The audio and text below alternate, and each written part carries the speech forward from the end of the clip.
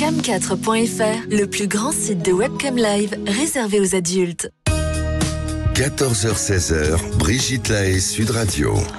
Bonjour à tous, nous sommes ensemble durant ces 2 heures sur Sud Radio et en cette fin d'année, à quelques jours de Noël, il y a ceux qui sont tout excités à l'idée de se retrouver en famille et puis il y a tous ceux que ça angoisse. Faut dire qu'aujourd'hui, avec toutes ces familles recomposées, je devrais d'ailleurs plutôt dire décomposées, ce n'est pas toujours simple de trouver le juste équilibre. Alors j'aurais juste envie de vous dire, il suffit d'être gentil avec nos proches, puisque la gentillesse, nous en parlions mardi avec Franck Martin, c'est le bras ouvert de l'amour. Alors pourquoi c'est si compliqué en ces périodes de fête ?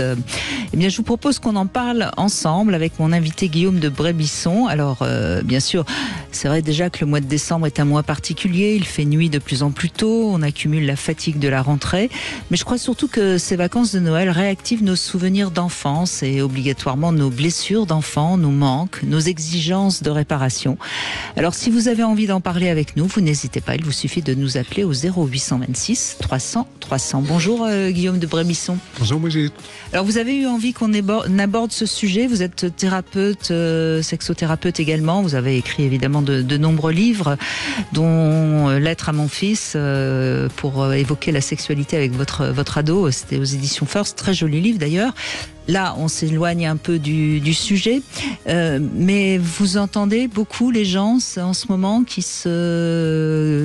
s'inquiètent, qui voudraient, qui osent pas, qui ont beaucoup d'exigences. Comme vous le disiez, je suis thérapeute de couple et puis thérapeute psychocorporel et ça fait à peu près 1 mois, mais c'est comme ça tous les ans, que pratiquement toutes les séances tournent autour de mon Dieu, c'est bientôt Noël, comment vais-je y survivre un peu, ou comment va-t-on faire, ou comment s'organiser, ou voilà le stress que ça me crée, les angoisses qui montent, etc., etc. Et je pense que vous l'avez dit en introduction, c'est tout à fait juste. Il y a vraiment tous ces souvenirs d'enfance mal digérés, de Noël peut-être pas vraiment ratés, mais en tous les cas décevants ou déçus pour l'enfant que nous avons été, qui sont qui deviennent de nouveau extrêmement sensibles et avec ce désir lui-même enfantin finalement d'une compensation, de réussir les fêtes pour peut-être enfin mettre fin à une mécanique qui est celle du transfert finalement. Oui, bien sûr. Et alors, il y a aussi toute cette valse des cadeaux où on se sent obligé d'offrir des cadeaux à des gens qu'on n'aime pas, parce que quelque part, pourquoi se sentir obligé d'offrir des cadeaux à des gens qu'on n'aime pas ? C'est vrai que c'est complètement anachronique, quoi. Je pense que c'est l'équivalent des offrandes aux dieux. C'est-à-dire, je vais apaiser leur courroux avec un joli cadeau et je vais dépenser très cher pour montrer que je leur en veux pas et me protéger de leur future colère. Oui, mais il y a quelque chose de cet ordre-là. Parce que finalement, on pourrait très bien dire, moi, j'offre des cadeaux à qui j'ai envie, mais on est obligé d'offrir un cadeau à tous les gens qui seront là ce soir de réveillon, quoi. Oui, alors on est obligé, on n'est pas si obligé que ça. Nous, dans ma famille et moi, ça fait maintenant plusieurs années qu'on pratique ce qu'on appelle le Secret Santa, c'est-à-dire qu'on a un tirage au sort et chacun de nous ne fait qu'un seul cadeau. Alors, d'une part, on économise tous des sommes non négligeables. C'est pas mal. Et d'autre part, pour nous offrir ce qui nous fait plaisir à nous.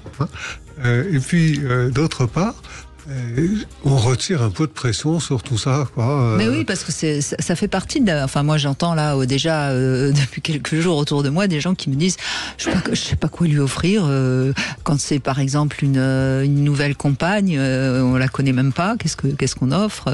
Alors je précise, demain on fera une émission spéciale cadeau de Noël avec Christophe de Médicis et on a essayé avec Christophe de trouver des idées de cadeaux pas chers, faciles, qui peuvent faire plaisir et ce sera le sujet de demain. Je vous écouterai et j'écouterai Christophe. J'ai moi-même quelques cadeaux en retard. Non, mais c'est vrai que c'est quand même très compliqué tout ça. Sinon, il y a aussi toute la question des familles recomposées. Je disais en plaisantant décomposées. Oui. Et là, c'est parfois des vrais drames, parce que quand il y a des jeunes enfants qui vont donc être séparés de papa et maman, ou en tout cas de l'un des deux. Oui, Donc c'est toujours pareil, on en fait ce qu'on veut. C'est-à-dire qu'il y a la lutte de pouvoir dans l'ancien couple peut être et dans le nouveau couple peut être totalement réactivée par la question des fêtes, alors que c'est assez facile de s'entendre finalement. Il suffit d'alterner. Je pense que beaucoup de familles le font. C'est-à-dire on passe la soirée du 24 avec, et puis le 25 c'est l'autre, c'est ça ça, par exemple, une possibilité. Si c'est pas trop loin, évidemment. Nous, on a pratiqué autre chose. C'est qu'on pendant très longtemps, la semaine de Noël était soit avec les enfants, soit sans. Et quand elle était sans les enfants, on partait loin.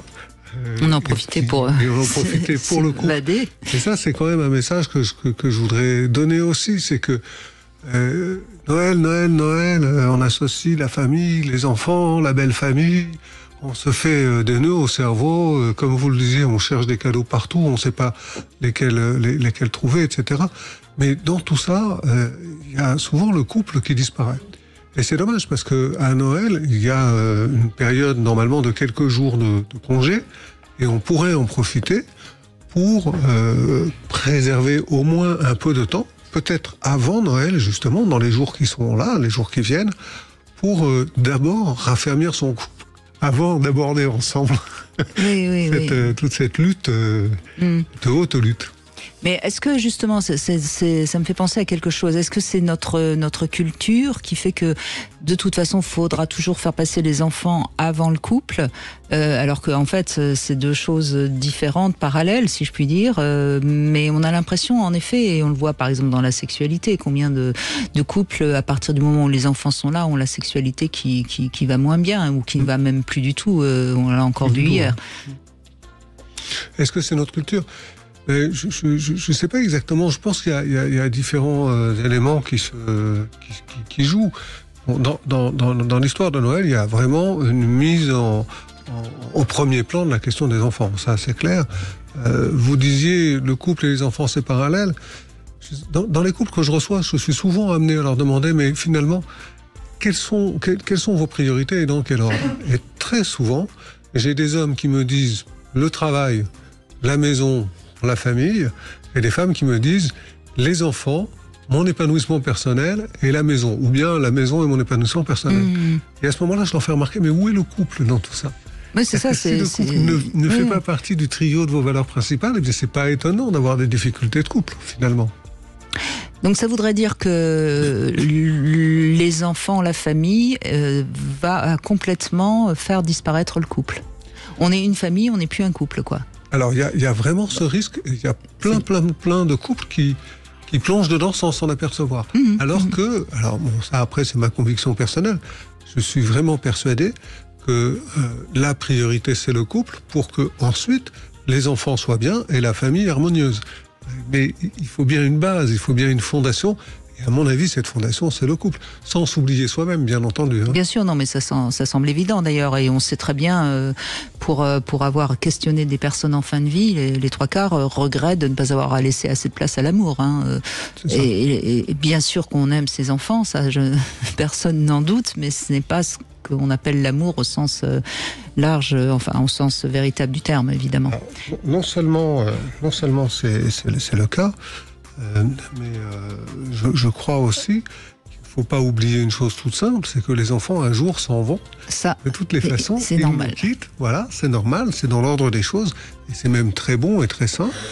Mais si on a vraiment fait passer son couple en dernier pendant toutes ces années-là, eh bien c'est une drôle de découverte qu'on fait au moment du départ des enfants, où tout à coup on se retrouve face à face, et on n'a plus rien à dire parce qu'on ne s'est rien dit pendant toutes ces années.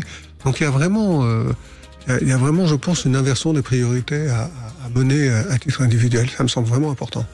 Bon, on va voir tout ça avec vous, bien sûr, au 0826 300 300. Qu'est-ce que vous avez prévu de faire pour Noël ? Est-ce que ça vous angoisse ou au contraire, est-ce que vous êtes tout excité ? Est-ce que vous avez encore des questionnements ? On pourra éventuellement vous aider à trouver la bonne réponse. Vous n'hésitez pas à nous rejoindre.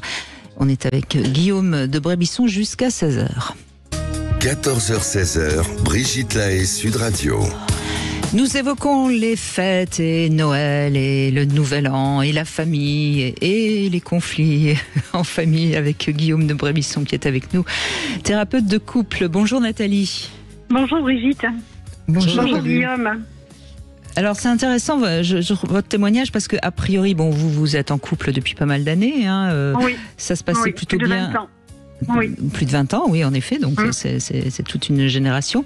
Et donc, tout se passait plutôt bien, sauf qu'il y a quelqu'un qui est arrivé dans la famille et qui a mis le bazar. Voilà. Et ben voilà. C'est la belle-sœur que j'ai fait revenir dans la famille parce qu'elle ne voyait plus ses frères ni sa maman depuis plus de 20 ans pour des questions d'héritage. Et voilà, j'ai eu mon âme charitable et puis je l'ai payé cher. Très très cher puisque ça fait 1 an que ça dure. L'année dernière déjà à Noël, je me suis pris un lynchage par ma belle famille qui m'a fait faire une tentative de suicide en avril. J'étais hospitalisée 1 mois.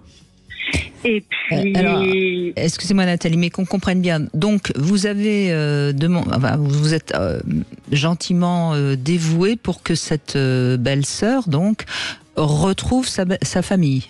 C'est ça? Voilà. Oui. Et donc la famille vous en veut de l'avoir réintroduite dans le cercle familial, c'est ça? Non, ils ne m'en veulent pas de l'avoir réintroduite, mais en fait, quand au mois d'août l'an dernier, la tante de mon mari est décédée, c'était la sœur de son papa. Et ma belle-sœur n'est la fille que de ma belle-mère, elle n'est pas la fille de mon beau-père.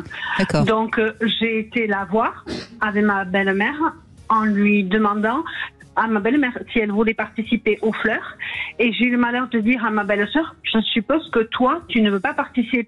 Parce que d'abord, c'était pas un lien filial direct. C'était pas et son puis en père, plus, elle n'avait pas d'argent. Donc, et ça a été interprété, tu ne fais pas partie de la famille. Et à partir de là, c'est parti dans des délires complets. Enfin, bon, bref. Elle a porté plainte contre moi pour dégradation volontaire de sa voiture. Ça a été, voilà. Et elle s'est mis, mon beau-frère, ma belle-sœur et ma belle-mère, avec elle, contre moi. Donc, voilà. D'accord. Et donc, il y a eu j'ai fait une bêtise.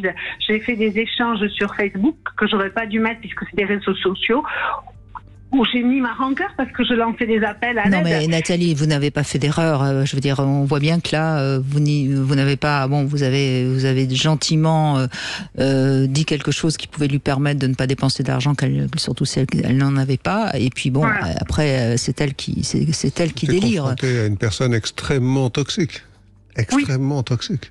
Oui. Vous n'y êtes pas pour grand-chose, vous, même pour rien du tout.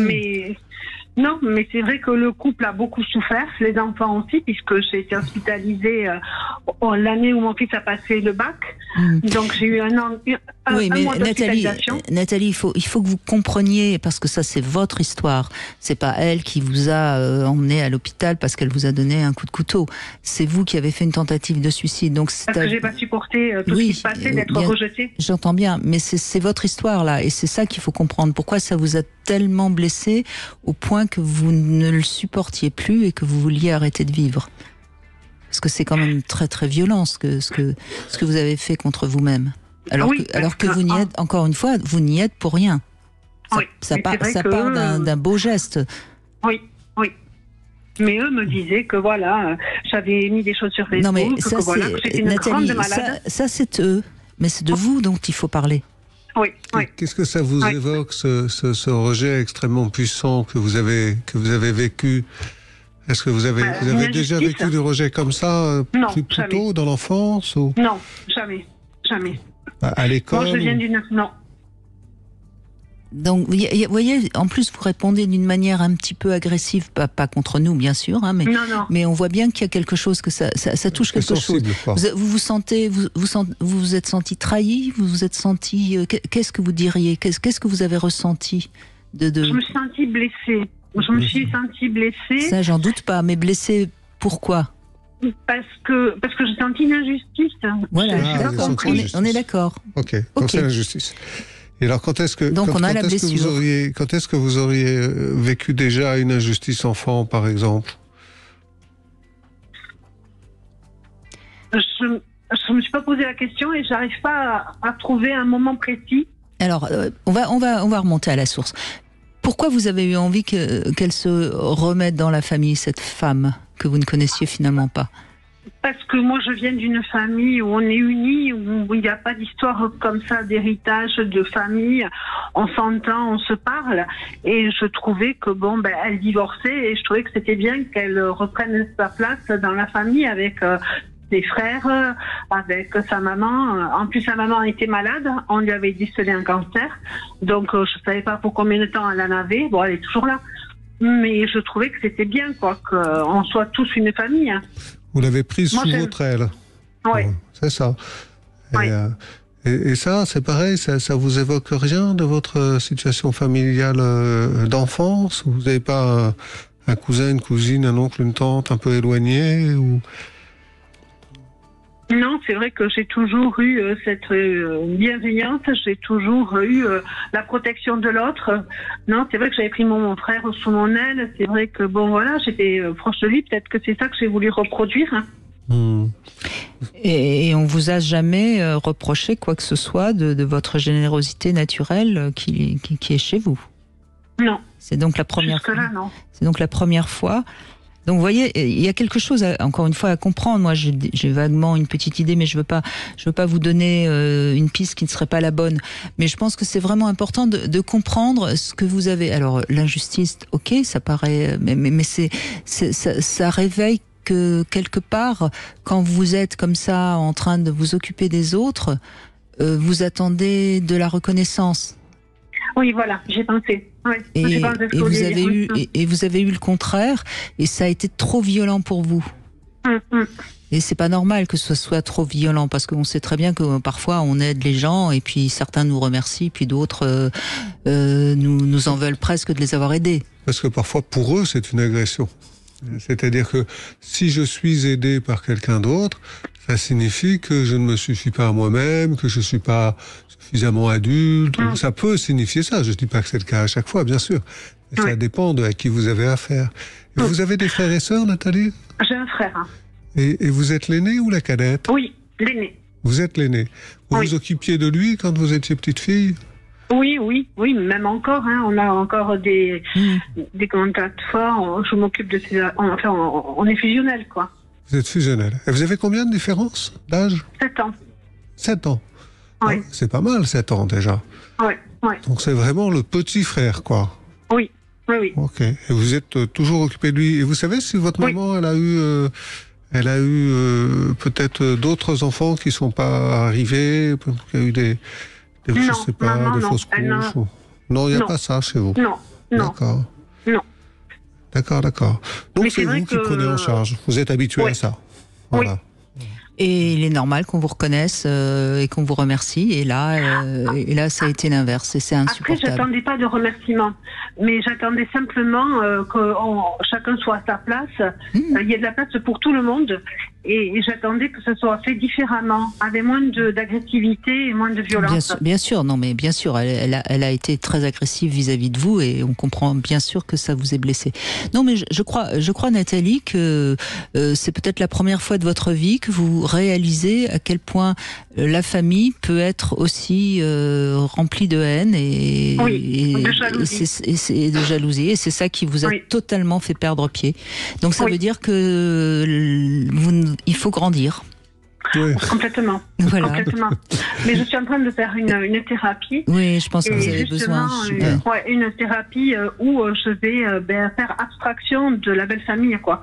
Je vais me reconstruire avec ma famille à moi. Non. Il va falloir, Nathalie, me semble-t-il, vu les preuves que vous avez traversées, il va falloir que vous compreniez que quoi qu'il arrive, on est quand même seul, et que c'est ça qu'il faut accepter, et qu'ensuite, on a la chance de temps en temps d'avoir une famille qui va bien, de temps en temps d'aider des gens, puis de temps en temps de se prendre des scuds de part et d'autre. Je pense qu'il est temps que vous compreniez ça. Vous soyez assez solide vous-même, quoi. Exactement. Vous pouvez pas compter sur votre famille, même unie, pour être un rempart contre le monde. Exactement. C'est peut-être le message que vous devez arriver à intégrer. Merci en tout cas, Nathalie, merci beaucoup. Et puis je vous souhaite un joyeux Noël. Et puis on va continuer justement à se souhaiter des joyeux Noël et à se faire des cadeaux grâce à ce grand sapin de Noël Sud Radio.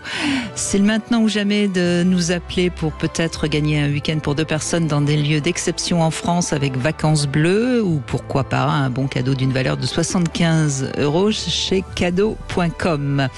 En tout cas, vous nous appelez au 0826 300 300 et ce sera le 15e appel qui gagnera. Bonne chance à tous et nous on se retrouve dans un instant avec Thiago. Vous voulez parler à Brigitte Lahaie 0826 300 300. 14h-16h, Brigitte Lahaie, Sud Radio. Avec Guillaume de Brémisson, nous évoquons les fêtes et tout ce que ça comporte comme tension dans les familles. Thiago, bonjour. Bonjour Brigitte, bonjour Guillaume. Bonjour Diego. Alors, vous êtes, vous, avec quelqu'un depuis 4 ans de culture différente de la vôtre, hein ? C'est ça. Et donc forcément avec pas la même vision de Noël. Bah oui, en fait, c'est-à-dire que du côté de la famille de ma compagne, il n'y a pas de Noël en fait. Donc vous êtes chrétien, j'imagine ? Oui, catholique, oui. Catholique, oui. Et elle est ? Elle est hindoue, sa famille est mauricienne, ils sont de l'île D'accord, Maurice. oui. Bon, oui. Et donc, qu'est-ce qui se passe ? Elle veut pas passer Noël avec vous ou c'est juste... En fait, ça vient pas de ma compagne, ça vient surtout de ses parents, de sa famille, car en fait, ils sont très très traditionnels et ils auraient préféré que leur fille soit avec un Mauricien de la même religion, la même culture, parce que du coup, on n'a pas les mêmes traditions, on n'a pas les mêmes fêtes et voilà quoi. Du coup, ça casse un peu cette tradition du côté de leur famille, quoi.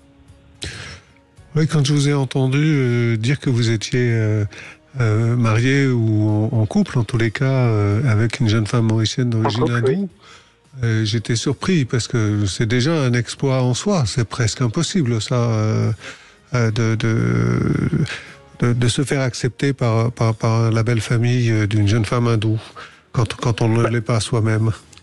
C'est-à-dire que les parents de ma compagne aiment profondément leur fille, donc ils veulent pas lui briser le cœur, mais c'est vrai qu'en soi, moi, en tant que personne, il me vaut aucun mal, mais ils auraient voulu que leur fille soit avec un Mauricien comme eux, quoi.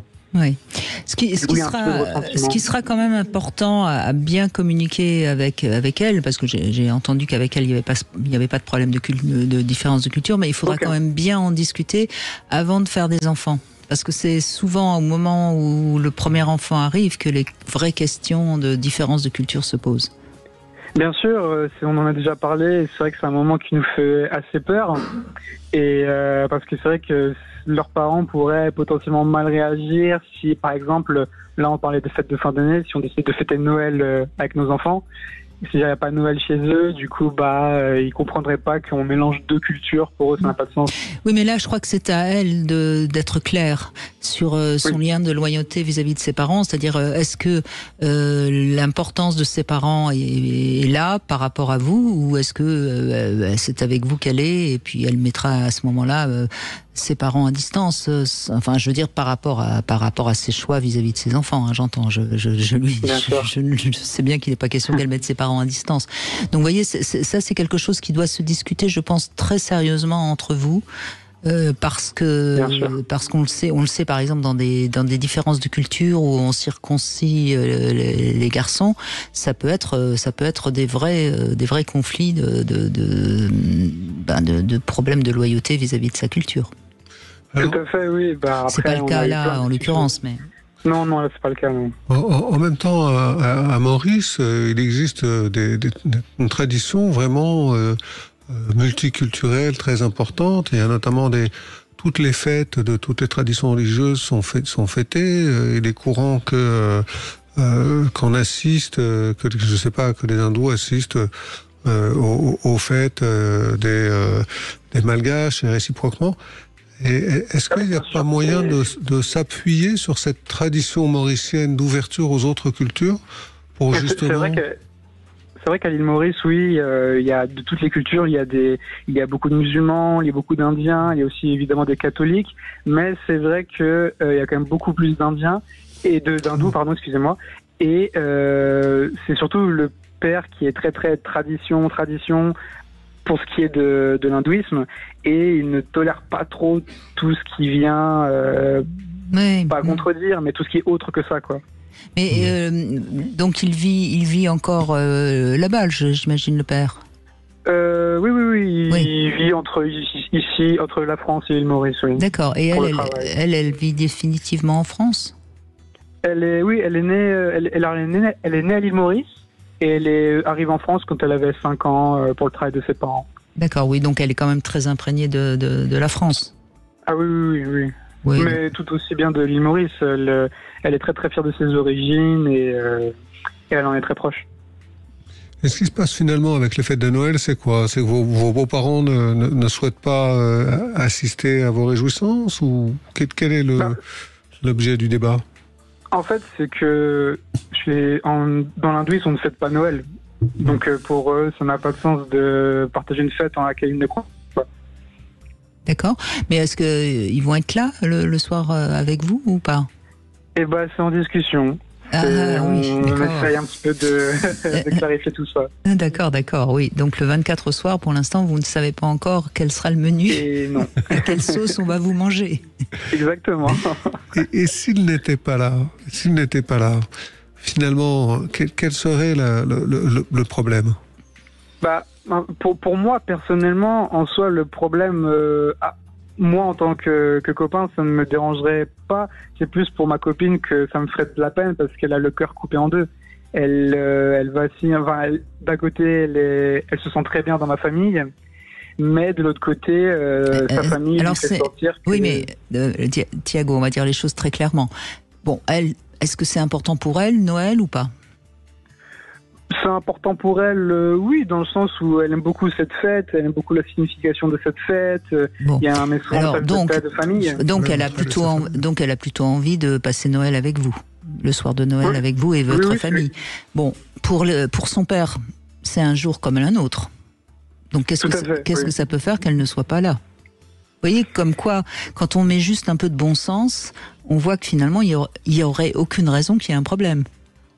Oui, bien sûr, mais ce qu'il y a, c'est que Noël reste une fête religieuse. J'ai bien entendu. Et que du coup, pour son père, c'est comme si elle pratiquait une autre culture qui n'est pas la sienne de naissance. Oui, mais ce qu'il faut... non, mais j'entends bien, hein, j'avais bien compris, Thiago. C'est juste que je vous dis qu'il faut absolument qu'elle comprenne que, en fait, son père, quelque part, veut la priver par une sorte de puissance paternelle, alors qu'en fait, lui, il s'en fout, le 24 décembre, que sa fille soit là ou pas, que ça n'a aucune espèce d'importance. Sur un plan symbolique, pour lui, ça n'a pas d'importance. En fait, c'est un problème entre elle et son père. Vous n'êtes pas tellement dans tout ça. C'est plutôt à résoudre entre elle et son père, plus qu'avec vous. Vous voyez, et moi, à votre place, ce que j'essaierai de lui faire comprendre, c'est que si elle cède sur ce point qui, a priori, n'a aucune importance pour lui, puisque c'est un jour comme un autre, elle risque d'être obligée de continuer à céder. Tandis que si elle tient bon, je pense qu'elle marquera un point. Bien sûr, oui, c'est ce qu'on se disait. Maintenant, après, c'est vrai que c'est toujours un petit peu compliqué de ne pas rendre ses parents fiers. On a toujours envie que ses parents soient heureux pour nous. Elle vient de passer la soirée du 24 avec vous pour vous faire plaisir. C'est pas pour elle. Elle le fait, c'est pour vous. Vous voyez ce qu'il faut qu'il comprenne, le père. C'est-à-dire que vous... Parce qu'encore une fois, et ça je le dis pour tous ceux qui nous écoutent, à un moment donné, quand on choisit de faire couple avec quelqu'un, il faut accepter de peut-être parfois s'éloigner un petit peu de sa famille. Oui, c'est ça. Il faut qu'elle fasse un choix entre son père et vous. Mais c'est à elle de le faire. Vous voyez, c'est ça que j'essaye de vous faire comprendre, Thiago, en vous expliquant que son père, là, essaye de garder le pouvoir sur elle. Alors qu'il n'y a aucune raison, puisque c'est un jour comme un autre pour lui. Quel âge a votre compagne? Pardon? Quel âge a votre compagne? Elle a 26 ans, comme moi. 26 ans, d'accord. Et à 26 ans, on a le droit, et peut-être même le devoir, de prendre son indépendance vis-à-vis de ses parents et de clairement signifier à son père, quand on est une jeune femme, que c'est son compagnon qui compte, plus que son père. En fait, c'est juste une étape normale de l'âge adulte, quoi. Voilà. Bon, en tout cas, Bien sûr, oui, vous avez raison, oui, mais Oui, maintenant, c'est toujours. non, mais toujours un moment un petit peu compliqué. faites-lui écouter en podcast ce qu'on vous a dit. Peut-être que ça peut l'aider à comprendre ce qui se joue. Parce qu'en fait, c'est ça l'essentiel. C'est ce qui est en train de se jouer. Et c'est en ce sens qu'on fait cette émission aujourd'hui, pour que tout le monde comprenne bien qu'il y a des rapports de pouvoir souvent dans ces histoires de fêtes de fin d'année. Merci beaucoup, Thiago. Merci à vous. Je vous en prie. David est avec nous pour répondre à 3 questions intimes, et vous pourrez ensuite, David, en poser une à Guillaume qui est avec nous. Alors, David, première question, est-ce que vous aimez les fêtes de fin d'année ? Non. Bon, bienvenue au club. Je sais pas, si on faisait un sondage, je suis sûre que la majorité dirait comme vous, non. Deuxième question. Est-ce que vous pourriez me raconter votre plus beau souvenir d'enfance ? Comme ça, qu'est-ce qui vous vient ? Si on parle de fête de Noël... Pas forcément Noël d'ailleurs, comme ça. J'ai celle-là qui me vient en tête, donc petit, mon papa qui s'était déguisé en Père Noël et qui était venu amener les cadeaux au pied de mon lit dans la nuit. Et je m'étais réveillé en voyant Papa Noël qui me ramenait tout ça. C'est mignon. C'est joli. C'est très joli. Et vous n'aimez pas Noël, mais enfin, franchement, David, vous n'êtes pas reconnaissant. Je crois qu'il y a que les enfants, malheureusement, et heureusement, qui aiment Noël. Et dernière question, est-ce que vous avez plutôt eu 1 ou 100 partenaires ? 100. 100. Oh bah voilà. Bon, écoutez, vous êtes très gâtés. Je vous laisse poser une question à Guillaume de Brébisson, il vous écoute. Je vais poser la deuxième question que vous m'avez posée, à savoir quel est son plus beau souvenir de Noël. Écoutez, je vais vous dire la vérité.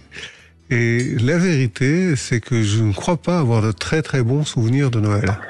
Voilà, Noël, je savais jamais trop comment ça se passerait quand j'étais enfant. Et c'était souvent un moment délicat à gérer.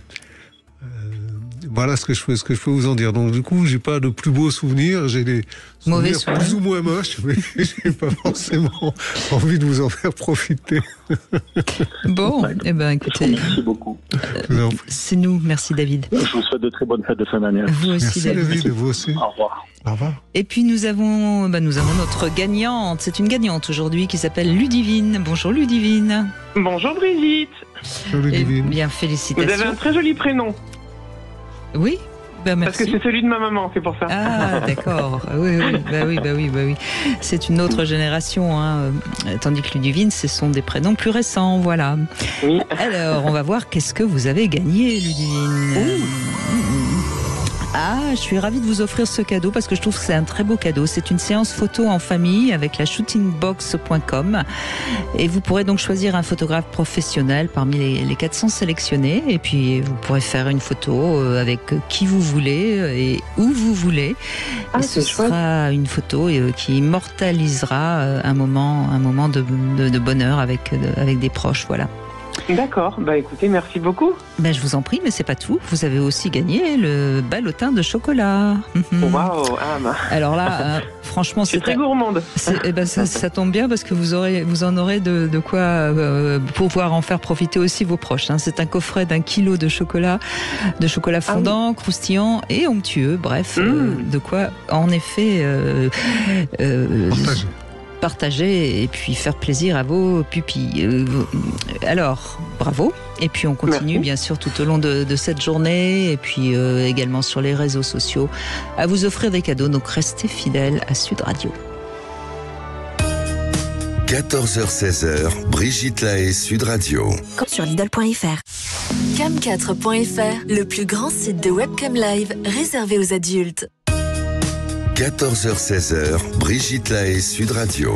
Guillaume de Brébisson est avec nous, thérapeute, sexothérapeute, auteur de nombreux ouvrages, dont S'expanouir aux éditions First, que vous pouvez peut-être regarder si vous avez envie de conseils pour améliorer votre sexualité dans le couple.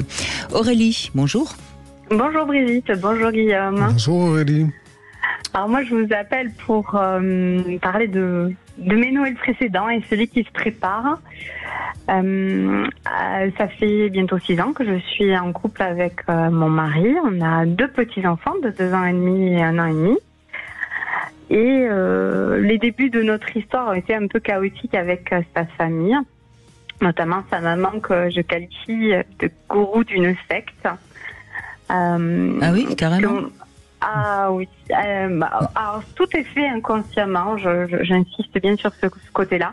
Et sur chacun a sa vérité aussi de soi, quand on vit des choses. Mais quand j'ai rencontré mon conjoint, il vivait encore chez sa maman. Et d'ailleurs, elle disait, ça lui tenait beaucoup à cœur de dire, moi je t'ai gardé avec moi pendant 33 ans. Donc il avait 33 ans quand vous le rencontrez et il est encore chez maman. Oui. Voilà. Ce qui est déjà, un signe. On se pose un peu le décor. Oui. Donc je savais très bien que les débuts allaient être un peu compliqués. Bon, c'était à la hauteur de mes espérances. Que la première année, on s'est rencontrés au mois de mai. Au premier Noël, ça passe. Et le Noël d'après, il y a des choses qui passent pas avec ma personnalité. Donc le premier Noël, vous le passez chez votre belle-mère? Voilà, on fait le 24. La coutume, c'est le 24 chez eux. Et puis le 25, on repart dans ma famille à 2 heures de route. Voilà, en gros, on essaye de faire comme ça. Et donc le deuxième Noël où bien sûr il y a eu des couacs, de toute façon j'aurais pu faire tout ce que je voulais, ça n'aurait jamais été de toute façon. Elle se met en position de victime et elle dit que bon voilà, si je suis là, elle viendra pas et c'est pas grave pour elle, faut pas s'inquiéter. Bon, le chantage, voilà. L'odieux chantage. Donc on a fait Noël séparément ce 24-là, on était sur le début de notre relation, donc je n'insistais pas trop. Puis les choses se sont remises en place et finalement j'ai remporté tous les suffrages, j'étais adorée, admirée, enfin tout ça. Félicitations. C'était chouette. Merci. Oh, parce mais que vous n'avez pas la fin de l'histoire. Il faut se méfier dans ces cas-là. C'est ça, c'est ce que me dit ma thérapeute. Elle me dit, je pense qu'au moment où votre belle-mère a senti que vous étiez plus en vigilance, elle est repartie dans la brèche. Elle a tissé sa toile. Voilà, c'est ça. Et le moindre petit truc à février, puis rouvrir la boîte de Pandore, tout ce qu'on pouvait me reprocher. Voilà, on est dans le cadre d'une famille où dès qu'on dit quelque chose, c'est sorti du contexte, répété, mal répété, transformé, enfin bon bref.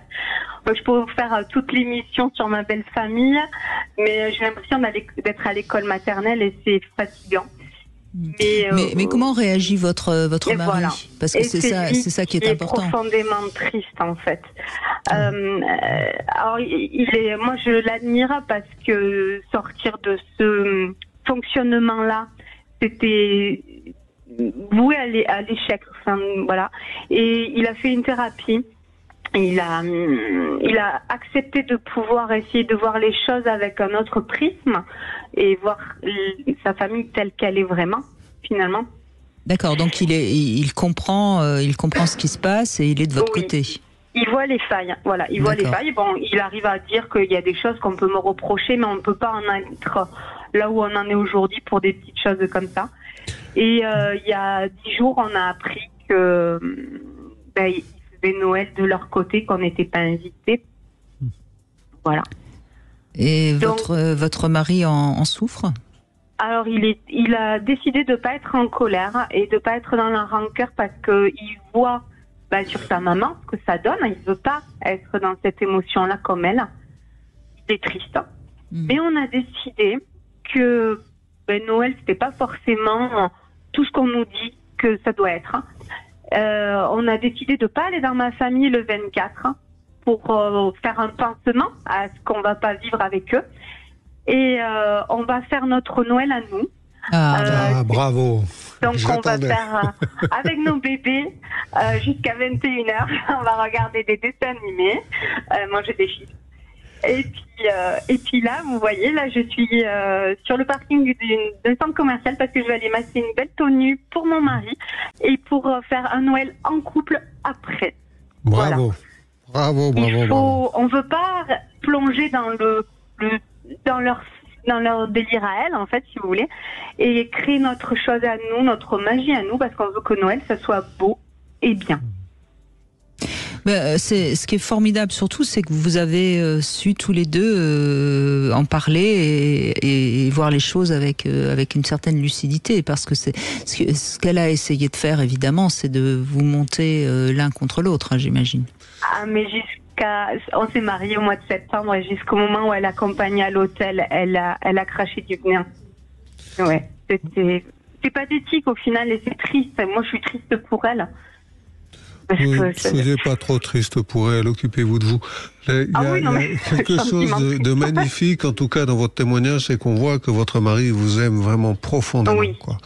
Et ça, là-dessus, vous pouvez construire. Et finalement, c'est ça l'essentiel. Et Noël, c'est la fête de l'amour. Je rappelle que dans la tradition catholique, c'est l'histoire de la naissance du petit Jésus dans une étable. Donc une naissance, c'est toujours une joie. En tout cas au début. et voilà. Et finalement, en décidant de faire Noël en famille avec votre mari et vos deux petits, eh bien, vous êtes au plus proche, de la source de la tradition, et qui est une tradition d'amour. Donc, c'est magnifique. Et puis le reste. Oui, le reste, c'est plus important. Moi, je sais que le Noël dernier, je leur avais fait même un petit discours où je les remerciais de m'avoir fait rentrer dans leur famille parce qu'on était dans une bonne vibe à ce moment-là, hein, et que voilà, je les aimais malgré tout ce qu'on avait pu traverser. Et voilà. Et un an après, on en est là, donc. Bon. Mais je pense que ce qui sauve tout, c'est que votre mari a bien compris que vous l'avez aidé à sortir de il en a pleinement conscience, effectivement. Donc, de toute façon, mais c'est normal. Elle a perdu la guerre, si je puis dire. Ouais. Donc c'est normal qu'elle ne puisse plus vous voir et qu'elle ne supporte plus de vous voir, parce que là, quelque part, vous êtes celle qui lui a pris son mari, son fils, pardon. Mais mon lapsus est révélateur. Mais il est très révélateur. Mais oui, non, mais c'est son mari. Mais ce qui est il me l'a dit le week-end dernier, il y est allé la voir avec la petite, hein, parce qu'on veut pas non plus que mélanger l'histoire des grands et petits, en étant vigilant tout de même. Il me dit, j'ai eu l'impression de repartir de chez mon ex quand elle m'avait préparé les valises. Sa mère l'attendait avec des petits sacs de choses qu'il avait laissées, et il m'a dit, elle a enlevé toutes ces photos où je suis. Oui. C'est une tristesse. C'est votre mari, il a une mère qu'on appelle une mère abusive, voilà. Et c'est compliqué probablement autre chose, oui. Ouais, je pense qu'il a beaucoup à gagner. Mais en fait, c'est surtout, je pense, ce qui est dur pour lui, c'est de faire le deuil de ce qu'il a cru être un idéal, puisque c'était sa norme toute sa vie, au final. Et se rendre compte de ça, ça a été dur. Mais comme il me dit, aujourd'hui, je sais que je suis à la bonne place. Ce qui est bien, c'est qu'il a fait une thérapie, donc il a pu élaborer tout ça lui-même. Oui. Mais en même temps, vous savez que 33 ans, c'est un âge assez intéressant, parce que c'est l'âge, après 30 ans, c'est l'âge où on commence à devenir adulte et on commence à comprendre. Et peut-être qu'il avait déjà inconsciemment senti qu'il fallait qu'il parte de cette relation qui est toxique pour lui, et qui était certainement toxique pour lui. Et bon, vous étiez là sur son chemin, et il vous a saisi, et je pense qu'il a jamais douté une seconde entre vous et elle. Ouais. Ah, mais c'est sûr, j'ai pas eu peur. Oui, je pense que dans ce que vous racontez de votre couple, il est évident que quand il est tombé amoureux de vous, il a senti que vous étiez là pour l'aider à partir, parce que tout seul, ça aurait été certainement difficile. Et il a jamais réussi. Ça faisait un moment, il se rendait compte qu'il était malheureux, mais il pouvait pas, il n'y arrivait pas. Moi, j'aime bien votre témoignage, parce que je trouve que c'est une belle histoire d'amour, que ça va dans la bonne direction. C'est bien. Il y a un moment donné où l'homme doit quitter sa mère pour aller avec sa femme. Ça me fait penser à une carte de tarot, qui est la carte des amoureux, où on voit l'homme un peu écartelé entre la mère et la femme, et c'est une carte qui signifie il faut faire un choix, il est temps de cesser d'hésiter. C'est exactement ce qui se passe, mais votre mari, il a fait le choix, donc tout va bien finalement. Tout va bien, on est heureux. Merci de ce témoignage. Et puis, je trouve que ce témoignage, il est un peu en écho avec celui de Thiago, parce qu'à un moment donné, on voit bien que dans un couple, on choisit son conjoint, sa conjointe, et on s'éloigne de ses parents. C'est comme ça que ça fonctionne bien. Hein. Après, je sais bien que c'est pas toujours facile. Je sais que le lien parental, il est très très fort. Le lien à sa culture, il est très très fort. Mais malheureusement, dans la vie, comme le dit l'amoureux du tarot, il y a des choix à faire et si on les fait pas, eh bien, on n'arrive peut-être pas à être aussi épanoui au fond de soi-même. C'est ça qui est important à comprendre. Merci Aurélie. On va faire une petite pause, le temps des infos, puis on continue évidemment à écouter vos témoignages qui sont évidemment variés, mais qui montrent bien à quel point ces fêtes de fin d'année réveillent des tas de choses. Peut-être une petite devinette, Guillaume de Brébisson. Quel est le point commun entre une piscine et une maîtresse? Je vous laisse le temps des infos pour me donner la réponse. Cet après-midi. 14h-16h, Brigitte Lahaie, Sud Radio. Guillaume de Brébisson est avec nous et nous évoquons ces fameuses fêtes qui sont soi-disant une fête pour tous, mais on se rend bien compte que ça réveille évidemment beaucoup de rancœur, beaucoup de difficultés à harmoniser à la fois son couple, la famille, les enfants, etc. On va donner la parole à Charles dans un instant, mais je voudrais la réponse à ma devinette, Guillaume. Quel est le point commun entre une piscine et une maîtresse? Écoutez, mon point commun à moi, c'est que je n'ai ni l'une ni l'autre. C'est une belle réponse, mais ce n'est évidemment pas la réponse. En fait, c'est simple. L'une et l'autre nous mouillent. Hein, vous voyez ce que je veux dire. Mais ça coûte cher aussi. Hein, l'une et l'autre coûtent cher. Vous êtes d'accord? Sûrement. Mais ça n'a rien à voir avec le temps qu'on passe dedans. Voilà. D'accord. On ne passe pas le même temps dans une piscine et dans une maîtresse. Voilà, si vous voulez que je sois plus clair, mais je crois que tout le monde avait compris. Bonjour Charles. Bonjour Brigitte et bonjour Guillaume. Bonjour Charles. Merci d'être avec nous. Alors vous êtes en famille recomposée. Oui. Donc. Et donc, bon, le début de la relation, si vous voulez, ça a été un peu, on va dire, au début, c'est tout rose, ça. Mais on s'aperçoit qu'il y a des petites tensions qui arrivent en fond, voilà, genre avec l'aspect de mon ex-compagne aujourd'hui, où ça a envoyé un petit peu des petites piques, etc. Alors attendez, qu'on comprenne bien. Donc vous êtes avec une femme qui avait déjà des enfants, vous aussi, hein, c'est ça? Non, on a eu des enfants ensemble, mais elle avait déjà un enfant. Ouais. D'accord, donc vous avez des enfants ensemble, plus son enfant à elle. Oui. Et vous avez l'impression qu'elle fait une différence, c'est ça, entre... Alors, au niveau de la belle famille, ça va aller. C'est au niveau de ma famille où c'était déjà un peu plus compliqué à accepter. D'accord. Et donc, bon, je faisais l'alternance chaque Noël, un coup dans la belle famille pour moi, un coup dans ma famille à moi. Et c'est vrai qu'il y a des moments où au début tout va bien, et puis il y a des tensions sous-jacentes qui apparaissent de l'un côté comme de l'autre, hein, peu importe. Et moi je me suis aperçu qu'il y avait un cap à 3 jours. C'est-à-dire que au bout de 3 jours, là ça devenait règlement de compte à OK Corral. Oui, mais vous avez... ce que vous dites n'est pas du tout surprenant. Alors vous, c'est 3 jours, parfois c'est 24 heures, parfois c'est 5 heures. 3 jours, c'est pas mal. Ouais. Mais c'est déjà pas mal, oui, je suis d'accord. Oui. Mais... le 3e jour, c'était copieux. Hein. Ben donc il faut partir au bout de 2 jours et demi. C'est ça. Mais... Après, en ce temps, entre guillemets, de Noël, c'est vrai que c'est privilégié pour les enfants. Mais une fois que les enfants sont grands, même eux le ressentent. Ils me disent, non, papa, non, on reste pas plus de 3 jours. Hein. Ils le savent aussi. Hein. Oui. Il y a des comptes à rendre, des règlements de compte, parce qu'il y a des tas de choses que certaines personnes n'ont pas digérées et n'ont pas fait de thérapie. Qu'est-ce que vous voulez que je vous dise, Charles? Parce qu'en fait, ils veulent réparation de quelque chose qu'ils n'ont jamais su exprimer. Donc forcément, vous êtes le coupable, ou enfin si c'est pas vous, c'est votre femme ou... Oui, certainement. Après, il devait y avoir des choses comme ça. Hein. Mais vous n'y pouvez rien et il n'y a rien à faire. Enfin, je veux dire, je pense que c'est même pas la peine d'essayer de communiquer. Ah, mais on le subit, hein, de toute façon. Après, moi, des Noëls, maintenant, clairement, moi, ce que j'aimerais, ce que je rêverais, c'est si vraiment j'ai de l'argent, je le ferais dans un salaire en Suisse, quoi. Voilà. Et avec les enfants, et puis voilà. Et on profite et c'est tout. Sauf que, bon, la vie elle est pas faite avec un gros compte en banque pour pouvoir aller en Suisse, par exemple. Voilà, donc après, on fait avec nos moyens, et puis on fait...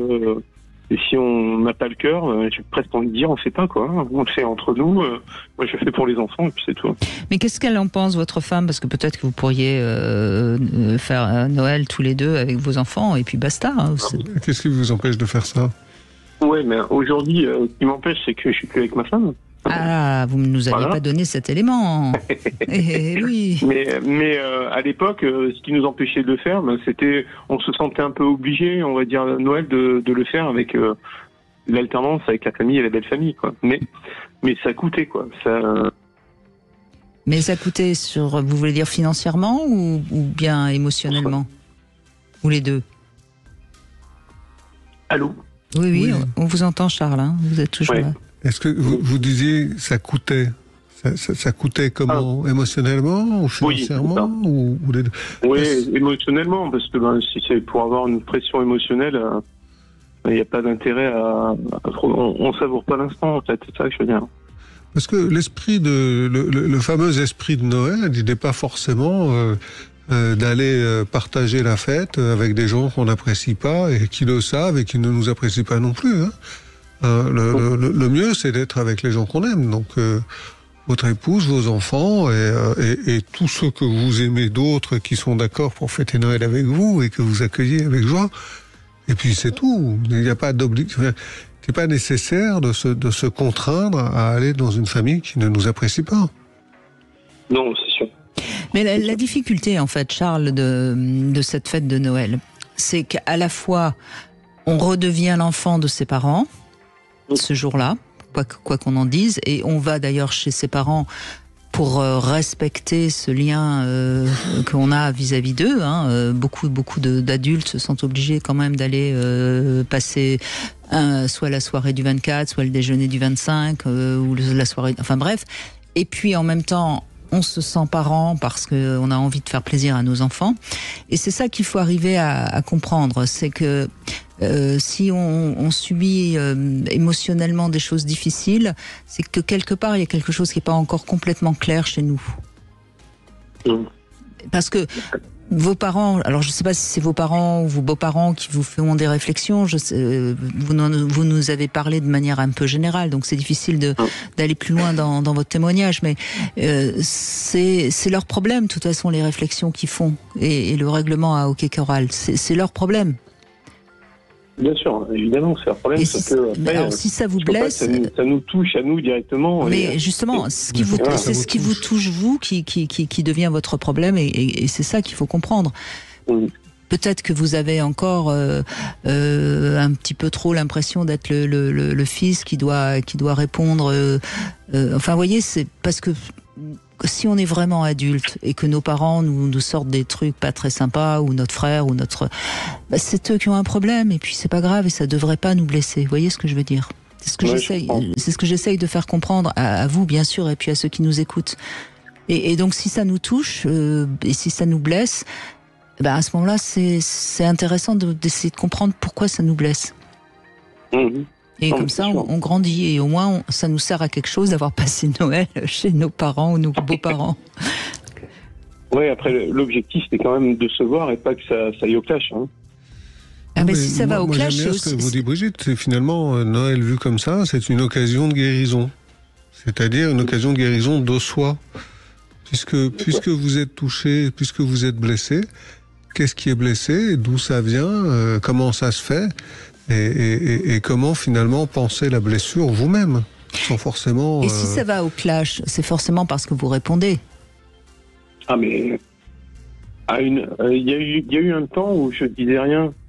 Ouais. Et là, il y a un moment où on passe un cap, je veux dire, je pense que c'est entre 35 et 40 ans où ça arrive là. Oui, mais on a le droit. Attendez, on a le droit de répondre quelque chose. Mais à ce moment-là, on assume le clash. Ah non, mais c'est sûr. Mais c'est aussi intéressant de savoir pourquoi on répond et qu'est-ce qu'on répond. Est-ce que cette situation que vous nous décrivez de difficulté avec la famille et la belle famille est en lien avec votre séparation ? Je pense que ça a pu avoir un impact aussi sur notre vie de couple, indéniablement, hein, c'est certain. Oui, et à votre avis, pourquoi ? Parce que votre famille l'a critiqué ou parce que votre Oui, belle... il y a de ça. Et pareil, pour la belle famille, c'était insupportable d'entendre des petites réflexions pour elle, hein, parce qu'elle était des fois même elle-même mal accueillie. Vous pouvez nous donner un exemple, ses sœurs, Charles ? il y a une de ses sœurs là qui était une vraie mais une peste et des réflexions aussi bien à elle qu'aux enfants, quoi. Et comment est-ce que vous réagissiez vous-même lorsque... Ah non, mais c'est insupportable. Pour ça, c'est comment je réagissais, c'est pour ça que je me dis ça va au clash, c'est pour qui tu te prends en fait. Donc vous preniez la défense de votre femme. Ah ben oui. Eh ben c'est très bien. Voilà, c'est ça qu'il fallait faire. Donc vous avez fait ce qu'il fallait. Mais vous qui n'êtes pas responsable de l'agressivité des autres. Si vous avez un clash entre sa sœur et vous, c'est pas grave, on s'en fout. Si vous avez un clash avec votre femme ou avec les parents de votre femme, c'est plus embêtant. Vous voyez, c'est là où il faut essayer de relativiser. Et puis si vous avez un clash avec cette personne qui se permet d'être désagréable avec votre femme, c'est tout à votre honneur de la défendre. Oui, ça c'est sûr. Après, comme je dis, on va pas à Noël pour avoir des clashs, quand même. Bah si, parce que Noël c'est comme ça. C'est pour ça qu'on fait cette émission aujourd'hui. Et vous entendez bien depuis le début, ce n'est que ça. Parce qu'on est tous des êtres blessés. Ah oui, mais on projette beaucoup trop de choses sur Noël. Ouais, ce désir absolu de vouloir réconcilier notre enfant intérieur avec les parents, on pense qu'on va tout régler, toute notre enfance, et évidemment on peut pas, surtout en une soirée. Et puis elle n'est pas faite pour ça, cette soirée-là, elle est faite pour juste être ensemble. Et ça, on oublie de le faire finalement. Mais moi, je suis quelqu'un qui idéalise beaucoup. Mais voilà. Merci de le dire, parce que c'est exactement ça. Il faut faire ce deuil des bisounours familiaux où tout va bien, tout est bien. Tout. Vous allez voir à l'héritage, vous allez découvrir aussi que c'est pas facile. J'ai déjà vu du côté de elle, hein, je me dirais, oh là là, ça a été voilà. depuis toute matière. Et ben voilà, vous voyez, je pense à un de mes amis qui malheureusement est en train de mourir d'un cancer et qui m'a dit j'ai tout préparé pour qu'il n'y ait pas de problème au moment de l'héritage. Et je me suis tue, bien sûr, je ne lui ai rien dit, mais j'ai pensé, le pauvre, malheureusement, il y a toujours des problèmes aussi aux héritages. Ah non, mais des fois, c'est, la famille, je sais pas dire pour un grain de sable ou un caillou, mais... Ah, peut-être, oui, pourquoi pas. Non, mais c'est ça, Charles. La famille, c'est le meilleur et le pire. Mélangé, à la fois. Comme lors d'un divorce. C'est comme ça. Oui. Et voilà. Les masques tombent. Les masques tombent. Vous avez absolument, c'est ça. Il faut... Amusez-vous-en, Charles. Ça vous fera du bien. En tout cas, merci de votre échange. Merci beaucoup. Merci à vous. On continue dans un instant avec vous, bien sûr, au 0826 300 300. 14h-16h, Brigitte Lahaie, Sud Radio. Nous parlons des fêtes, des difficultés à se retrouver et à rester dans l'amour et la bienveillance avec Guillaume de Brébisson qui est avec nous, sexothérapeute. Et auteur également de nombreux livres que vous pouvez retrouver, bien sûr. Bonjour Josiane, pardon. Bonjour Brigitte, bonjour Guillaume. Bonjour, très contente de vous avoir. Mais nous aussi. Merci. Alors, vous avez envie de témoigner parce que justement, vous êtes très angoissée durant cette période. Eh oui, parce que nous sommes une famille recomposée, donc les fêtes de fin d'année, c'est toujours un moment où il y a un peu de tension, on espère que tout se passera bien. On fait tout pour, mais on ne sait jamais. D'accord, donc vous êtes en couple avec tous les deux des enfants d'union précédente ? Oui, c'est ça, moi j'ai 2, et lui il a une, donc c'est 3 filles à la maison. D'accord. Et alors, c'est vous qui les avez toutes les 3 pour Noël ou pas ? Oui, c'est nous, on les a à temps plein, les 3. D'accord. Bon, déjà, ça simplifie un peu les choses, ça. Oui. Ça simplifie les choses parce que du coup, il n'y a pas de discussion de qui les a pour le réveillon ou le dîner ou le déjeuner. Oui, on a cette chance, oui. Mais alors, qu'est-ce qui vous angoisse ? Les préparatifs, la belle famille, ça va, on a une belle relation, donc je ne m'inquiète pas trop de ce côté. C'est juste avoir les 3 enfants à temps plein à la maison, lui en vacances, et qu'on se retrouve tous ensemble. Donc parfois il y a des tensions, parfois non. Mais si vous vous angoissez, c'est que vous voulez trop être parfaite, à mon avis, Josiane. Hein. Ça ressemble à ça. Ouais. C'est un peu ça, hein, oui. Ouais, peut-être. Parce que vous nous dites que ça va avec mes filles. Que tout se passe bien, parce que pour moi, Noël, c'est la famille, c'est spécial, et j'aime pas que les choses soient en vrille, en fait. D'accord, mais vous avez, dans votre enfance, passé des bons Noëls, c'était bien, ou il y a des choses qui étaient difficiles? Oui, c'était bien. C'était souvent en famille, et on taisait tous les problèmes, et on passait un bon moment ensemble. Alors, pourquoi vous vous angoissez, alors? À part le fait que vous voudriez que ce soit toujours le mieux du mieux. Je sais pas c'est normal ou pas, mais c'est vrai que j'ai tellement envie que tout se passe bien que ça m'angoisse un peu, quoi. Mmh. Mais ça, je vous rassure, Josiane, c'est quelque chose qu'on entend beaucoup, hein, Guillaume de Brémisson. Je pense que c'est assez général, oui. Mais dans tout ce que vous dites, moi, je vous entends dire que ça va bien avec vos 3 filles. J'ai l'impression que ça va bien avec votre mari. Vous me dites que ça va bien avec la belle famille. Donc, globalement, ça a l'air d'aller bien, quand même. Oui, globalement, ça a l'air d'aller bien. Mais comme on a 2 éducations différentes, donc la famille recomposée, il y a des choses sur lesquelles moi, je suis intransigeante, et lui, il est la fille. Ah, comme quoi, par exemple? Donc, souvent, l'éducation, lui, il est du genre à trop gâter sa fille, et moi, je suis du genre à ce qu'on soit un peu strict, qu'on ne leur donne pas tout, pour qu'elle comprenne que la vie n'est pas, on veut quelque chose, on demande, on l'a, quoi. D'accord. Et est-ce qu'il ferait une différence, justement, entre vos filles et la sienne? Non, il essaie de faire au mieux. D'accord, donc déjà il n'y a pas ce problème-là, mais évidemment oui, si vous n'avez pas ça c'est le vrai problème des familles. Mais vous savez, même si vous aviez eu les 3 enfants ensemble, s'il n'a pas la même vision de l'éducation que vous, il y aurait de toute façon des tensions. D'accord. Et je ne connais pas de couple dans lesquels les 2 ont vraiment exactement la même vision de l'éducation. Nous sommes tous issus d'éducations différentes, donc on a tous tendance soit à vouloir reproduire ce qu'on a vécu dans l'enfance, soit à vouloir faire au contraire vraiment exactement l'inverse.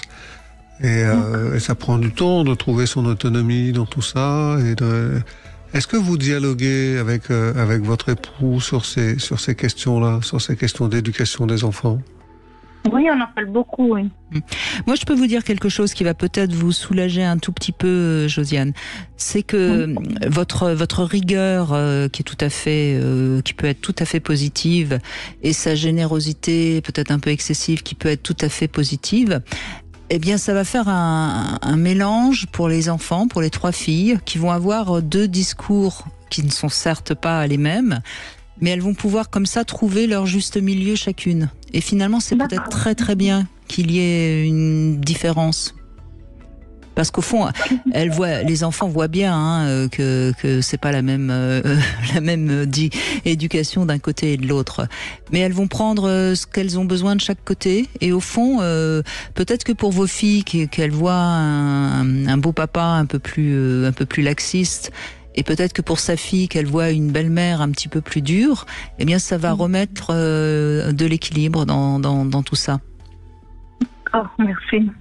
Donc, je crois qu'il faut vraiment voir les choses sous cet angle-là, parce que dans ce que vous dites, ça a l'air quand même de plutôt se passer bien. Donc, je pense que cette différence-là, ne la mettez pas spécialement trop en exergue, parce que finalement, elle a des avantages. D'accord. Ça me semble important que vous voyez le positif dans tout ça.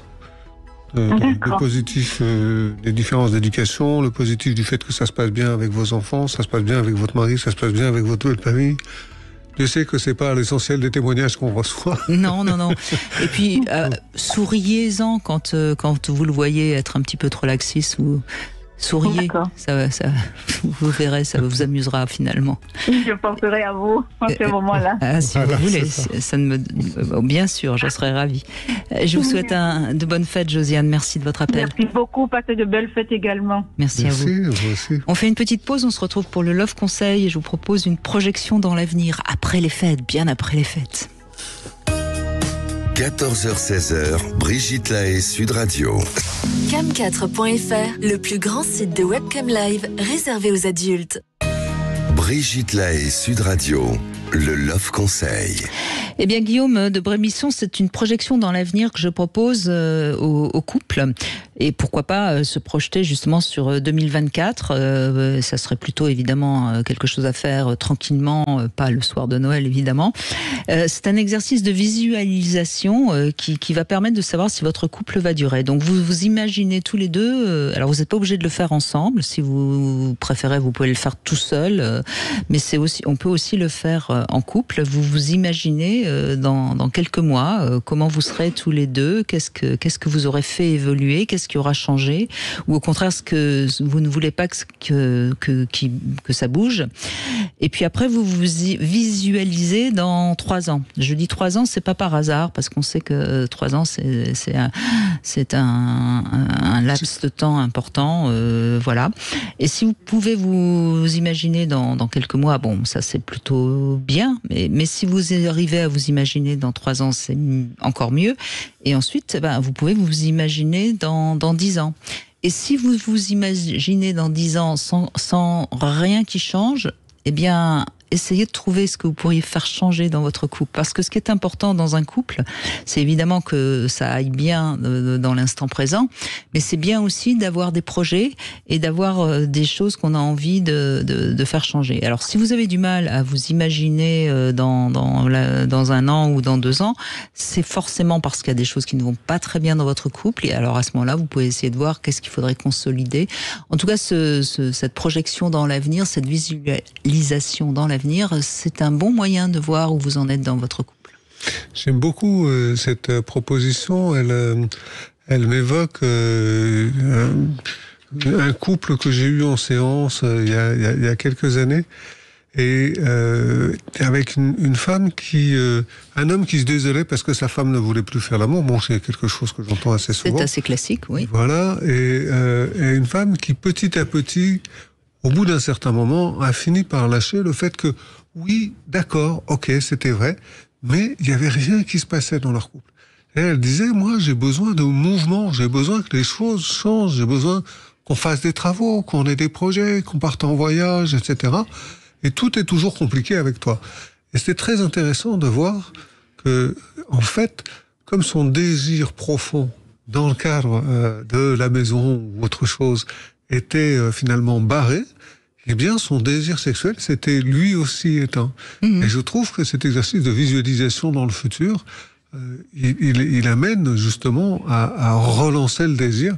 Et donc je trouve que c'est très très positif. Oui, en fait c'est tout simplement l'élan vital dont je parle souvent, qui en fait n'est que du désir. On vient au monde et puis on a des désirs dans tous les sens du terme, et quand on en a plus, c'est que notre élan vital est un petit peu étouffé, et il faut le réanimer très très très vite, évidemment. C'est ça, et cet exercice de visualisation, à mon avis, probablement aide à relancer l'élan vital. Exactement.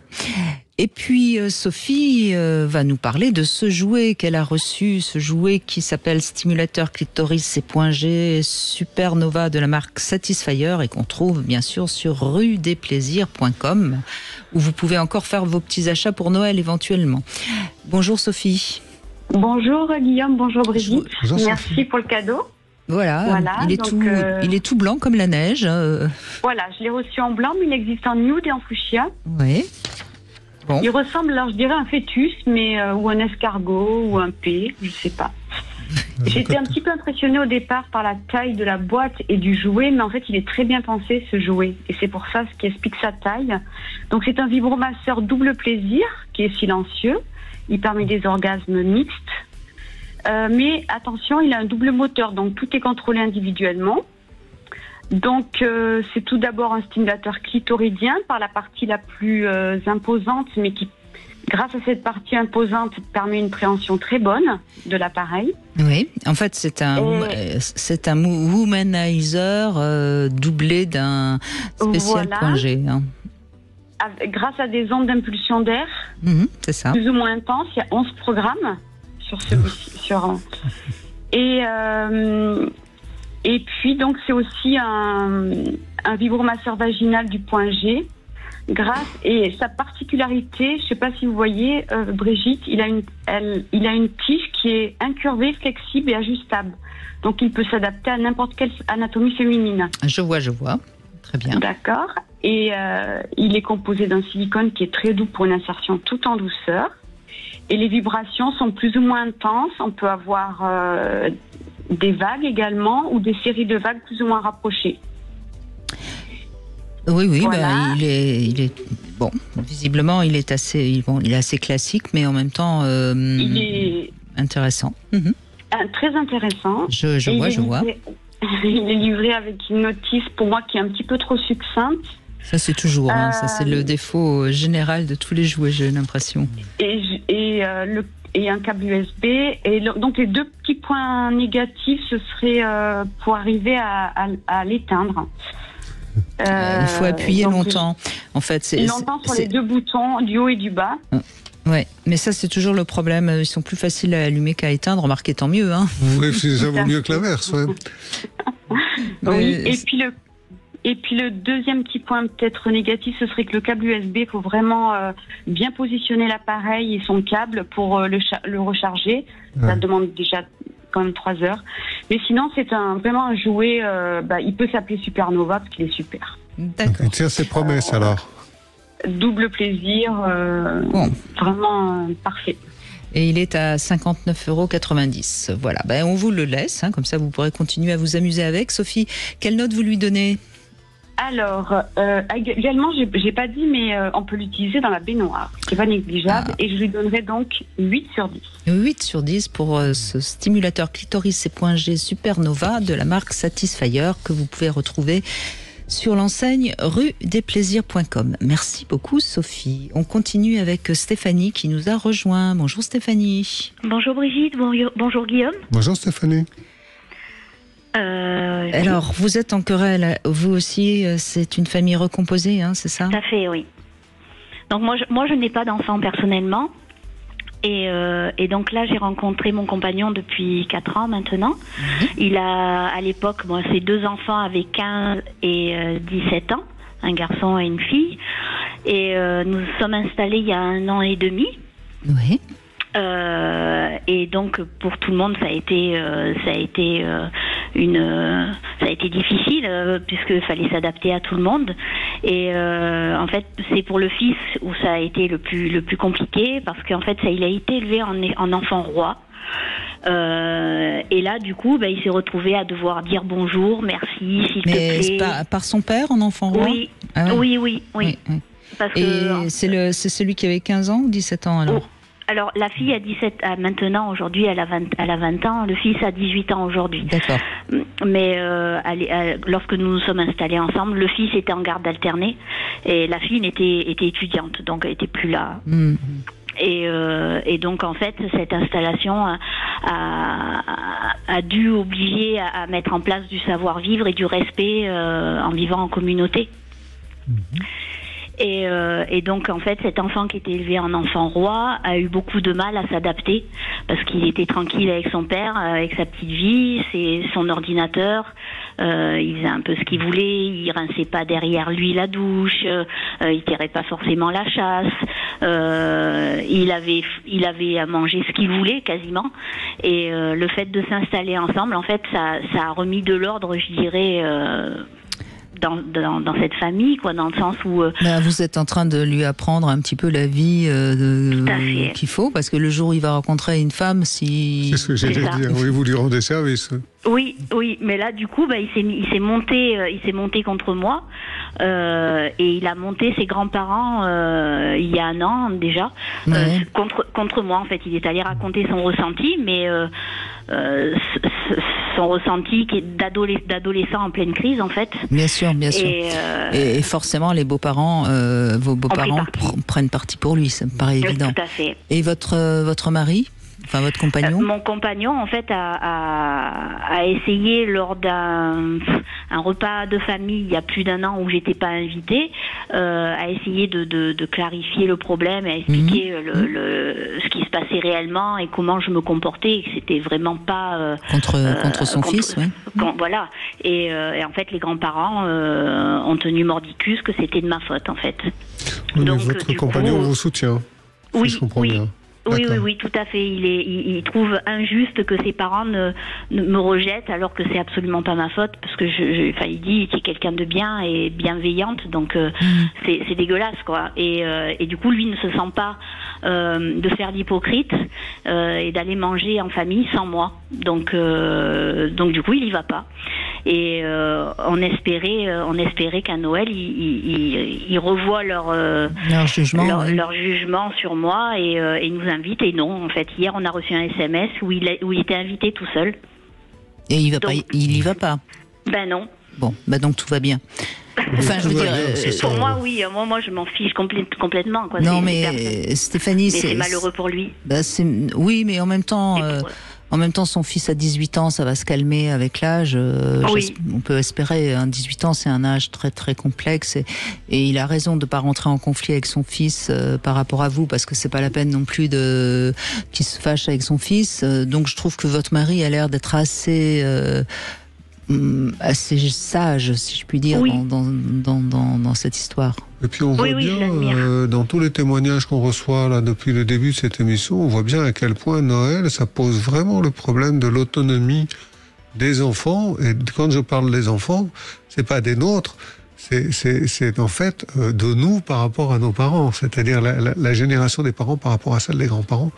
Et votre mari, votre compagnon, il est vraiment, lui, justement, il est clairement positionné de votre côté. Et finalement, voilà, l'essentiel est fait, l'essentiel est dit, non? Ah oui.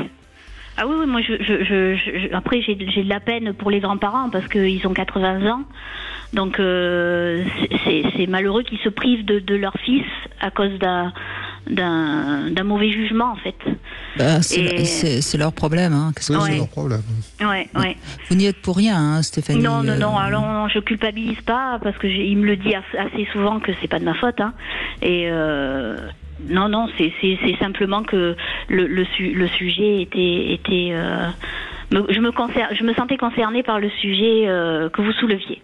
Oui, bien sûr. Vous êtes en plein dedans, et ça aurait pu être dramatique si en effet il avait pris parti pour ses parents et pas pour vous. Mais ça montre bien encore une fois qu'il a fait le choix qu'il faut faire, malheureusement. Oui, j'ai cette chance là. Ouais. Mais ça l'empêche pas d'aller voir ses parents. Mais il y va pas parce qu'en fait. Pas ce soir-là. Je veux dire, mais en temps normal, il peut aller voir ses parents. Tout à fait, oui, il peut y aller, mais après, je sais que c'est quelqu'un d'assez têtu et quelqu'un de très très juste, quoi. Donc il aime pas l'injustice et il estime que sa mère lui doit des excuses. Non, mais là il faut là il va loin, donc non, il faut le calmer. Ouais. Il faut le calmer parce que de toute façon, comme vous le dites, ils ont 80 passés. C'est des gens âgés qui n'ont pas certainement fait beaucoup de travail sur eux, qui certainement vous savez, c'est toujours la même histoire, hein. La mère, et en l'occurrence, donc, vous n'êtes pas la mère de cet enfant. La belle-mère, je veux dire, donc la grand-mère, considère que son fils fait partie de sa famille et que vous êtes l'intrus. Bon, c'est comme ça que ça fonctionne dans pratiquement toutes les familles. Alors après, il y a ceux qui sont suffisamment intelligents pour arriver à passer au-dessus. Et il y a tous ceux qui ont cette sorte d'archaïsme de la reproduction et des gènes qui nous... Bon, et ceux-là, il faut faut pas essayer de rentrer en conflit et pas essayer de leur expliquer quoi que ce soit. Donc je pense que votre mari, il faut qu'il comprenne que c'est très archaïque et que on a des tas d'histoires sur ce sujet depuis la nuit des temps. Eh ben c'est pas grave, il fait semblant de pas rentrer dans ce sujet-là et puis voilà. Une chose que vous pourriez faire peut-être, c'est prendre un temps de dialogue avec votre mari, le remercier pour tout ce qu'il fait pour se mettre de votre côté, c'est ce qu'il faut faire, mais c'est chouette qu'il le fasse. On est beaucoup dans la communication, oui. Ça c'est super. Donc renouveler ses remerciements et puis l'ayant remercié, lui dire aussi que c'est pas la peine qu'il rompe totalement avec ses parents, même si à Noël vous préférez qu'il soit de votre côté, bien sûr. Oui, mais je lui ai dit justement hier, j'ai dit peut-être que tu pourrais aller voir tes parents à midi seul et peut-être essayer de parler avec eux. Mais bon, voilà, là, il l'a entendu et j'ai dit réfléchis. Mais bon. Oui, c'est l'essentiel qu'il l'a entendu. Oui, mais qu'il essaye pas. Il n'a pas besoin d'essayer de parler avec eux. Je pense que ça, c'est pas la peine. Plus il va parler, plus ça va attiser le rejet qu'elle a contre vous. Donc il faut juste aller les voir parce que c'est ses parents, c'est normal. Et puis c'est bien qu'il aille les voir. C'est aussi son devoir de fils. Et puis voilà. Mais en revanche, son amour pour vous est là et c'est ça qui est formidable. Oui. Voilà. Oui. Après, ce qui est malheureux, c'est que j'en profite pour vous le dire. En fait, j'ai créé un groupe Facebook sur les familles recomposées difficiles. Et j'ai plus de 18 000 membres à l'heure actuelle. Et c'est souvent le sujet qui ressort actuellement. C'est les belles-mères qui sont pas acceptées dans la belle famille parce que ils ont pas fait, ils sont pas passés au-dessus de l'ancienne, de la mère des enfants.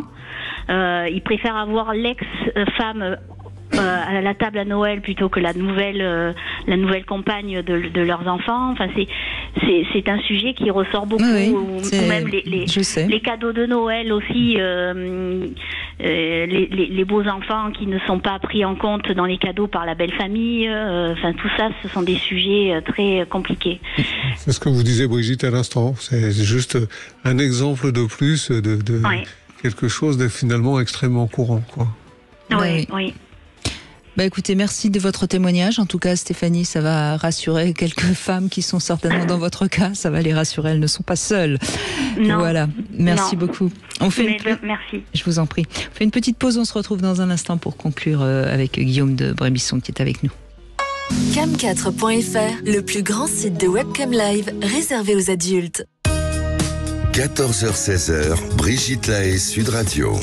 Eh bien, nous allons conclure avec Sophie qui va nous raconter ses malheurs. Guillaume de Brémisson. Bonjour Sophie. Bonjour Sophie. Bonjour Brigitte. Bonjour Guillaume.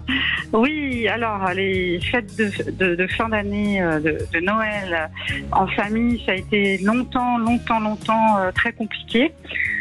Pour notre famille, mon mari et mes 2 filles, puisque dans ma belle famille, ça se passait très mal. Mon mari, il a 5 sœurs, et donc vous imaginez la belle fille qui arrive avec les 5 belles sœurs, les yeux rivés, qui en plus elles sont plus âgées que moi, il y en a une qui a 30 ans de plus, l'autre 20, l'autre 10. Ah oui, en effet, oui. Voilà, donc c'était, on va dire, très compliqué, et donc... c'est pas des vieilles filles quand même. Non, alors toutes mariées avec des enfants, donc les cousins, les petits enfants pouvaient se retrouver, ça c'était formidable. Mais par contre, moi j'étais transparente, la bête à tuer, et j'ai beaucoup souffert pendant les fêtes de famille, ce qui occasionnait des grosses scènes de ménage, et ça a eu beaucoup d'impact négatif sur notre couple, avec mon époux pendant des années, et jusqu'au jour où on a décidé tous les deux de s'éloigner de sa famille. Et puis de prendre le large pour le sud de la France, et là ça a été le pied puisque en fait on ne pouvait plus se déplacer. Vous étiez trop loin, la distance. Vous avez mis de la distance au sens propre et au sens figuré. Mais voyez, ce qui est intéressant dans votre témoignage, et je vais donc le relever pour ceux qui nous écoutent, Sophie, c'est que quand on est encore très jeune, on est encore, enfin, je veux dire, des enfants, on a encore besoin du regard de l'autre, de se sentir accepté, existé, intégré. Donc c'est normal que vous aviez du mal à supporter cette sorte de rejet de la part de toutes ces sœurs. Vous aviez envie de rentrer dans la famille et on vous laissait pas rentrer. Donc c'était assez normal que et après vous C'est avez. un clan. C'était une grande famille. Mon mari était le dernier des 6 enfants. Donc je suis rentrée dans un clan. Moi j'étais fille unique. Et j'ai toujours cherché justement les grandes familles pour tout ce que j'avais pas connu. Oui, vous aviez envie d'avoir des sœurs, des frères. C'est ça. Et ça s'est pas du tout passé comme ça.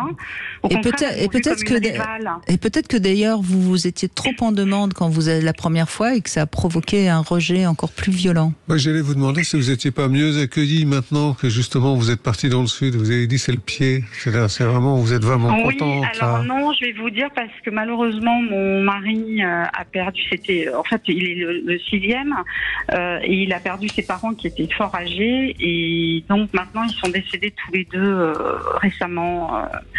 Voilà, la mamie est partie il n'y a pas longtemps, il y a 2 ans et le papy est parti il y a déjà 7 ans. Oui. Et il s'entend plus avec ses sœurs, ça a prouvé des... Ah, pas du tout. Ça n'a jamais. Alors il y a 2 sœurs sur 5 qui sont, j'allais dire, il y en a une qui est complètement neutre, donc avec qui on garde toujours des relations. Et puis l'aînée de la famille qui elle n'a pas eu d'enfant et qui a pris mon époux un peu comme son fils entre guillemets, puisqu'elle avait plus de 20 ans quand elle est partie. Du foyer, donc elle a toujours pris son dernier petit frère comme sous sa coupe un peu. Voilà, parce que ma belle-mère était âgée quand déjà. Oui, voilà, 6e enfant, oui, on comprend bien. Oui. Et donc elle sert un peu de substitut de maman, et donc avec elle on a gardé des contacts. Et puis la deuxième sœur qui est assez neutre.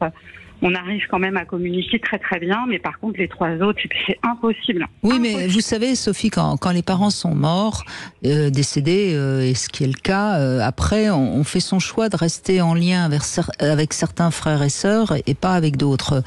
Parce qu'il n'y a plus justement, si je puis dire, le pont parental qui réunit la famille.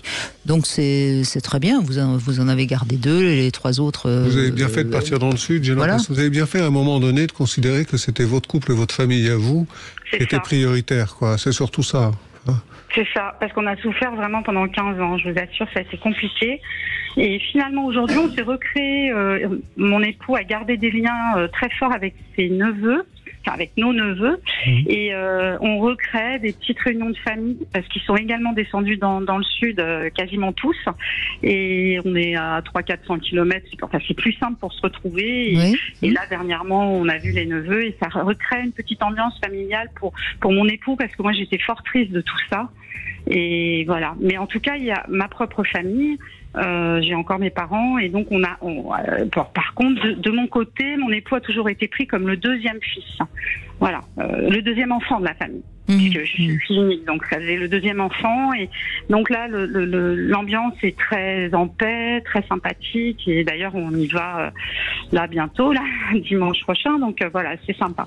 Vous avez une vraie famille finalement, vous avez reconstitué une vraie famille avec ses sœurs qui sont soit neutres, soit aimables, avec les neveux. Exactement. Avec vos parents, etc. Vous avez fait une famille hors frontières. Je trouve que vous avez su faire le tri, et je suis contente qu'on termine avec ce témoignage-là, parce qu'encore une fois, on n'est pas obligé, aujourd'hui, on l'était peut-être il y a un siècle, mais aujourd'hui on n'est pas obligé de se sentir coincé par sa famille et d'être obligé d'aller passer la fête en famille, quoi.